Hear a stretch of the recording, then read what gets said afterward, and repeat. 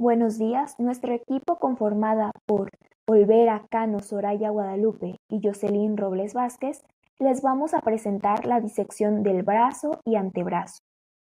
Para hacer una disección se ocupan de distintos materiales tales como tijeras, pinzas, bisturí, entre otros. Algunas técnicas para la utilización de estas herramientas son la realización de una inserción cutánea con la punta del bisturí. Obsérvese que la forma de coger el bisturí da estabilidad a la hoja de lado a lado y de adelante a atrás. Se debe sostener la pinza con los dientes con una visión de 360 grados y utilizar la punta del bisturí entre las capas bicelulares mientras se mantiene la tensión de la capa de tejido superficial. En la disección Roma se introduce las puntas en la tijera del tejido. A continuación, la disección inversa permite abrir los planos bicelulares. Los límites anatómicos de nuestra disección es la región deltoidea y axilar. La axila es considerada para su estudio como una pirámide cuadrangular en la cual se describen 4 paredes, una base y un vértice. La base axilar tiene como límite la fascia axilar. La parte posterior la conforman los músculos dorsal ancho, redondo mayor y subescapular, así como la cara anterior de la escápula. La pared anterior la forman los músculos pectoral mayor y menor, así como la fascia clavipectoral. La pared medial está constituida por la parrilla costal, las 5 primeras costillas y los músculos intercostales y el músculo serrato mayor. La pared lateral se integra por el húmero, la cabeza corta del bíceps braquial y el músculo coracobraquial. El vértice se compone del borde superior de la escápula, la clavícula y la primera costilla. Durante nuestra disección los estaremos mencionando y repasando. Recordemos que para nuestra disección el cadáver debe de estar en decúbito supino con una abducción del brazo de 45 grados. Brazo. Procederemos a marcar las líneas de corte en el caso de la región anterior del brazo, que hay una primera línea de corte que cruza por delante la región anterior del codo desde el epicóndilo lateral hasta la epitróclea al epicóndilo medial. Después una línea longitudinal que se seguirá al borde medial de este brazo. Y para terminar con una línea de nuevo transversal que sube siguiendo la raíz del miembro superior desde la región de la axila hasta el borde superior del hombro. Retiramos la piel dejándola sujeta por el borde lateral del brazo. Y bueno, comenzamos por la cara anterior del brazo y lo primero que vamos a ver es si hay elementos superficiales, es decir, venas superficiales o nervios cutáneos. En este plano podemos observar la vena cefálica. Ahorita veremos que es una continuación de la vena cefálica de la cara anterior del antebrazo, por su borde más lateral o radial, y continúa siguiendo el borde lateral del músculo bíceps braquial para dirigirse hacia un surco que se queda entre el músculo deltoides y pectoral mayor, por eso se denomina surco deltopectoral. Este surco lo utiliza la vena cefálica para llegar hasta hacia la zona del hombro y se introduce para acabar drenando sobre la vena axilar. Podemos observar también la presencia de un elemento cutáneo que también se verá en la cara anterior del antebrazo porque viene desde el plexo braquial directamente, pues se trata del nervio cutáneo antebraquial medial, que bueno, este va justamente por la parte medial, a diferencia de la vena cefálica del brazo, después se extiende por toda la cara anteromedial del antebrazo. La vena basílica, que procede también de la continuidad de la vena basílica a nivel de la cara anterior del antebrazo, y esta sigue de la parte o borde medial del brazo hasta que se va dirigiendo en profundidad hasta una de las venas braquiales. Tenemos un músculo que presenta 2 vientres musculares o cabezas, que es el músculo bíceps braquial. Bueno, esa que se está señalando sería la cabeza o porción larga del bíceps, del bíceps braquial.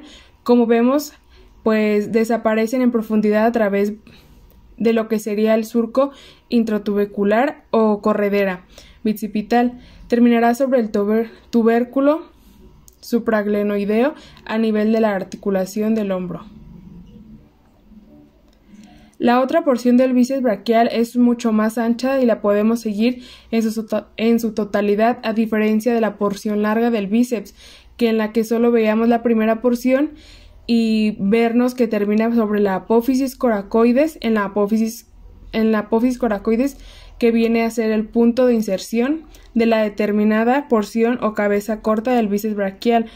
Como se ve, en las dos porciones se une y el vientre muscular único terminará sobre la tuberosidad del radio mediante un tendón potente.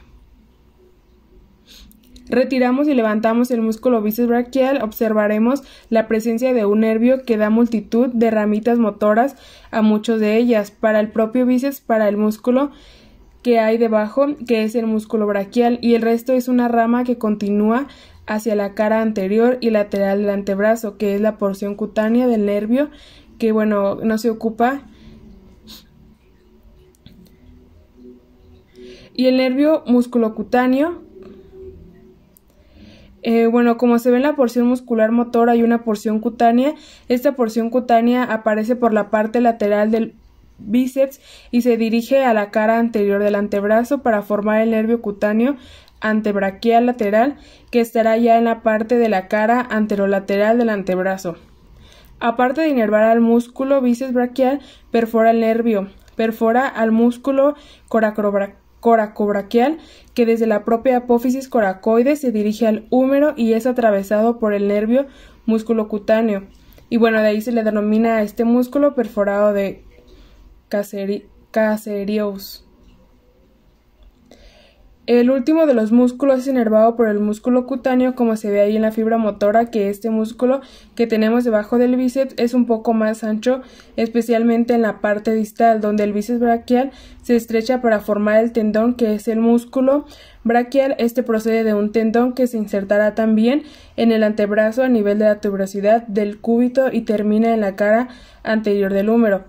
Como se ve en las fibras del músculo cutáneo recorriendo por encima del músculo braquial.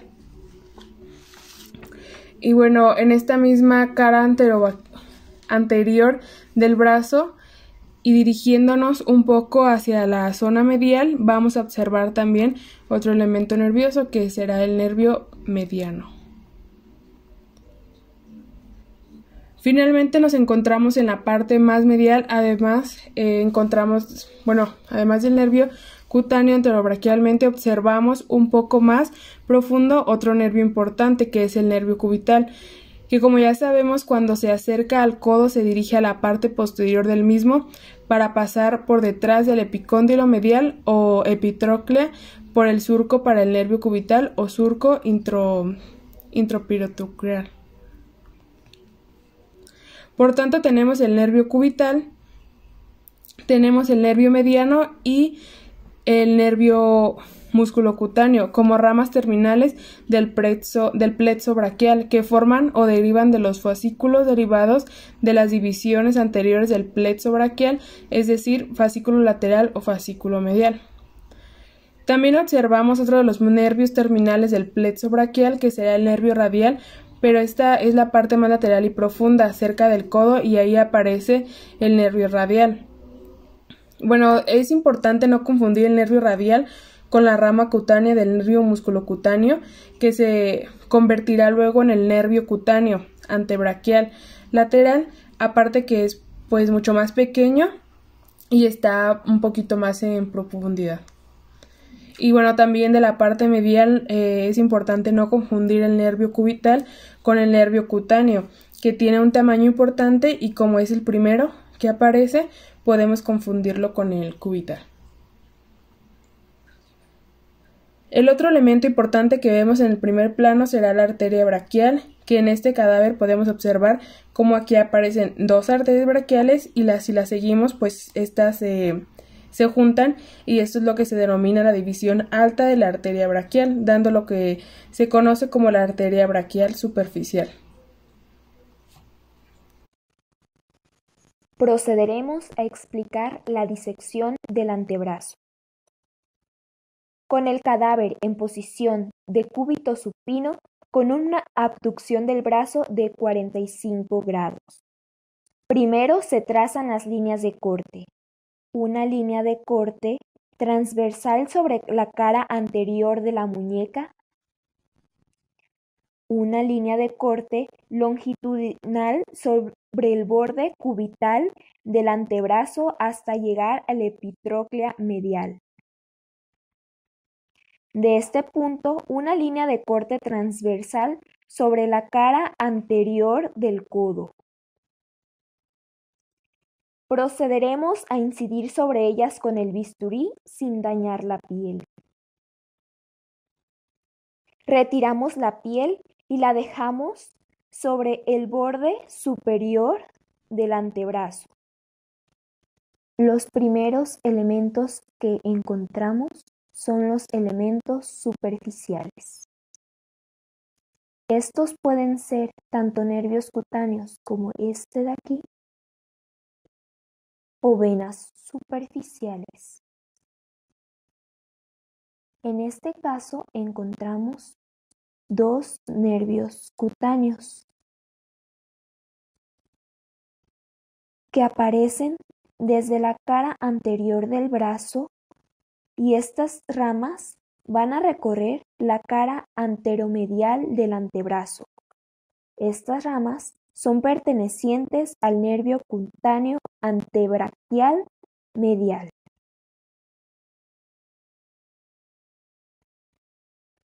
A una de estas ramas lo acompaña la vena basílica, que durante la mayor parte de su recorrido será posterior, pero justamente en esta parte es anterior.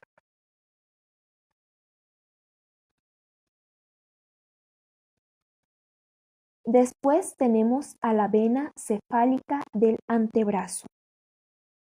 La observamos en la parte más distal del antebrazo, donde desaparecerá para convertirse en posterior. Lo habitual es que ambas venas, cefálica y basílica, emitan venas que las conecten entre sí en la zona central de la cara del codo. En esta diserción no se encuentra. Después tenemos al nervio cutáneo antebraquial medial, que es este de aquí, que es una rama directa del plexo braquial.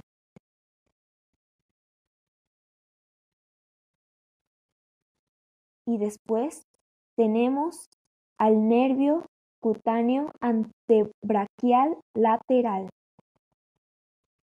que es una rama cutánea que se incorpora al nervio músculo cutáneo ya en la cara anterior del brazo. Y la encontramos cerca de la vena cefálica.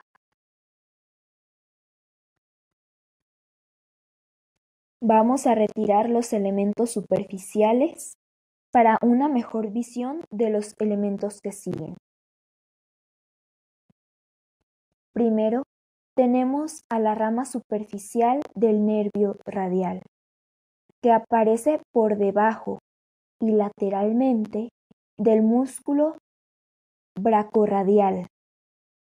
Este nervio aparece en la superficie de la parte más distal.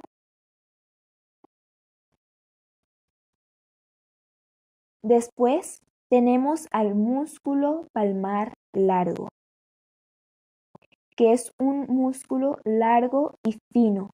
Siguiéndolo directamente, termina sobre el borde de la aponeurosis palmar, que es esta, y termina dirigiéndose al epicóndilo medial del codo a nivel del húmero. Este músculo palmar largo puede faltar, pero por lo general está presente. Cubriéndolo hay una aponeurosis biaxial en forma de triángulo que viene del músculo bíceps braquial. La vamos a desinsertar. Seguiremos viendo al músculo palmar largo que se dirige hacia el epicóndilo medial. Justo lateralmente del músculo palmar largo nos aparece el músculo flexor radial del carpo, que es este de aquí. Es más largo, más grueso, con un vientre muscular más desarrollado y que también se dirige al epicóndilo medial del húmero. Este tendón en la parte distal, que esta es su parte distal, nos sirve como elemento topográfico para dos elementos importantes. Por la parte radial o lateral, vamos a observar a la arteria radial, que se encuentra en su espacio topográfico. Y por el borde medial vamos a encontrar el nervio mediano, que si separamos el músculo palmar largo, lo vamos a observar. Este nervio mediano pasa por el túnel del carpo. El canal del pulso va a estar delimitado por el flexor del carpo, por este músculo, y el músculo braquiorradial, que es este.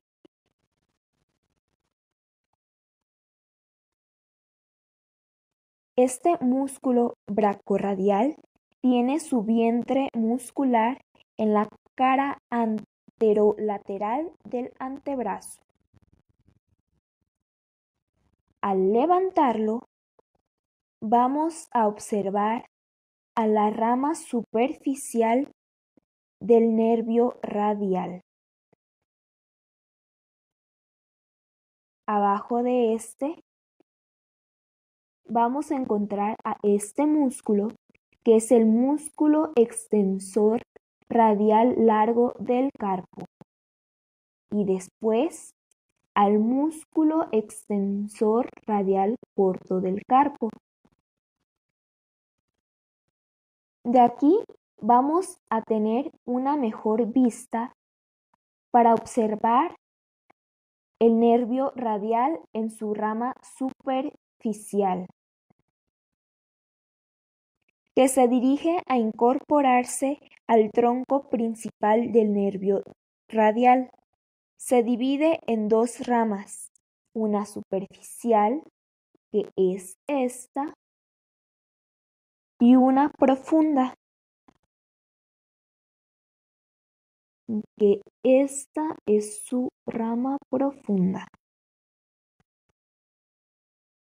Este nervio va a desaparecer por el borde superficial del músculo supinador para dirigirse a la cara posterior del antebrazo e inervar de forma motora a los músculos extensores. Aquí observamos el músculo supinador, que es este de aquí.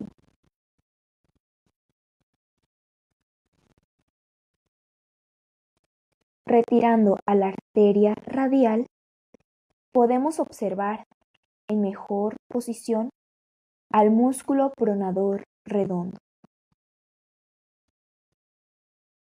Este va desde la zona del epicóndilo medial y queda sobre el radio en una forma oblicua.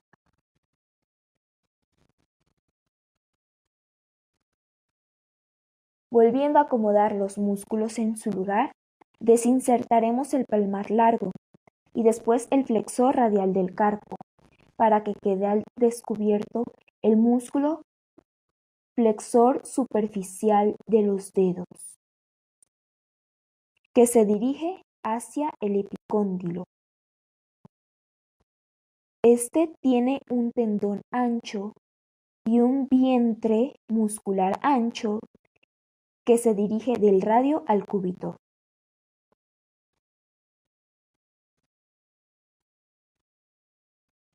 Al desinsertarlo, podemos observar al nervio mediano, que pasa por debajo del pronador redondo.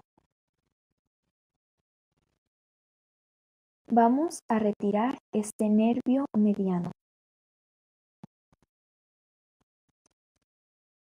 que dejará a la vista el músculo flexor largo del pulgar, que es este. Este se inserta en la parte más radial del antebrazo. Lo procedemos a retirar y vamos a encontrar la parte más profunda del antebrazo, compuesta por el músculo pronador cuadrado, al igual deja ver su paquete vásculo nervioso. Este paquete vásculo nervioso está conformado por la arteria interosa anterior y el nervio interóseo antebraquial anterior. Este es el nervio y esta es la arteria. Una vez terminada la disección, volvemos a acomodar todas las estructuras en su lugar. Bueno, de nuestra parte es todo. Gracias por su atención.